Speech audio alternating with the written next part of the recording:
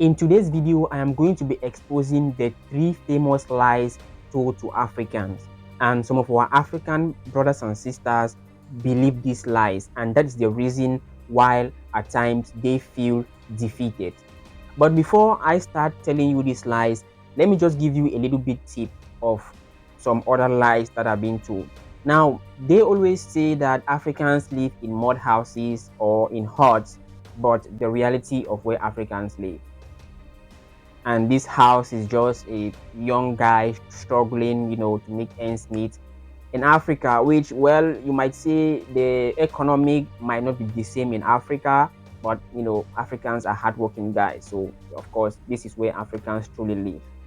And these other areas also in Africa that some people might say, but look at where you are living, there is no infrastructural development. Well, these are developing areas in Africa that people are coming there to purchase lands, and by 5 to 10 years, this place will be totally transformed, and you're not going to believe. That is why Akon even said that Africa is the future. You know what I mean? So there are a lot of opening areas in Africa. That is why I'm also telling our brothers and sisters to come to Africa and invest, because there is a lot of opportunities. There's still developing areas. There is still new, fresh ideas to be welcomed in the motherland. Well, that is just by the way. Now, let us now jump to the real reason for this video. Now, the first lie that they tell Africans is this: you guys had nothing when we came. We simply came and met you guys living in mud houses and walking naked. So you guys had nothing when we came. All thanks to us, because it was after we came before you guys started having something. Okay, and let me just say I believe you as an African, but what are our artifacts doing in your museums if we had nothing? Interesting. And they will say, well, we took these your artifacts because we wanted to safeguard them for you. We wanted to keep them because if these artifacts could have still been in your possessions, you could have misplaced or mishandled them. So that is why we took it. And I'm like, okay, it sounds good, but did we have a mutual agreement that, did I say, okay, you know what, I'm going to be unable to keep these artifacts, please take these artifacts for me and keep them in your museums. Whenever I want it, then I'll come and get it.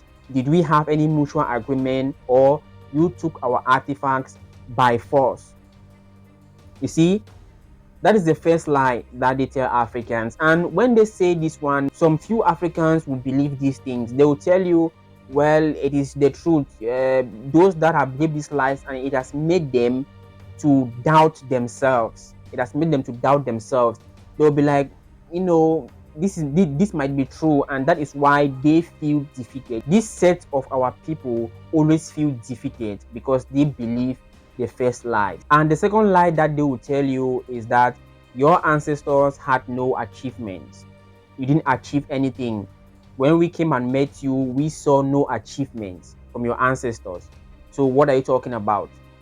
Now, let us talk about this African king that started exploring the Atlantic Oceans. He had so much greatness. His empire, which is the Mali Empire, had so much greatness that he wanted to extend his greatness. He left his empire and started exploring other places and moved with 2,000 ships. He took with him craftsmen, took with him merchants, and so many others with him. And he left for ocean exploration. And when we want to look at history, we are going to see that these our African ancestors, who goes by the name of Abubakar II, started exploring the oceans over hundreds of years before Christopher Columbus set sail. Now, can you tell me who the richest man in history was? Of course, it was an African, Mansa Musa, same from the Mali Empire, which after Abubakar II left and started exploring the oceans, he now came into power about a year after Abubakar II left. And he became in history as the wealthiest man to ever live in history. So you want to also tell me that Mansa Musa also lived in huts? Mansa Musa didn't have any achievements. He was also walking naked, and you can now reason it for yourselves.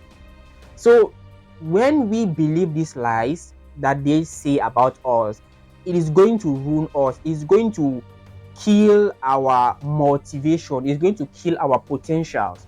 So we as a people, we need to be aware of this. And I'm saying this more especially to some group of continental Africans, because I know that our brothers and sisters in the Americas, in the Caribbean, and in the diaspora at large, they have already understand that these lies are told in order for us to be kept down, and so they already know what they are dealing with here, and they have already waken up. Now, to some of our people here in the motherland, they still believe this lies telling that is making them to look down on themselves. So that is what I said. Let me share today in this video. Please, if you just come new to the channel, don't forget to hit the subscribe button and turn on the notification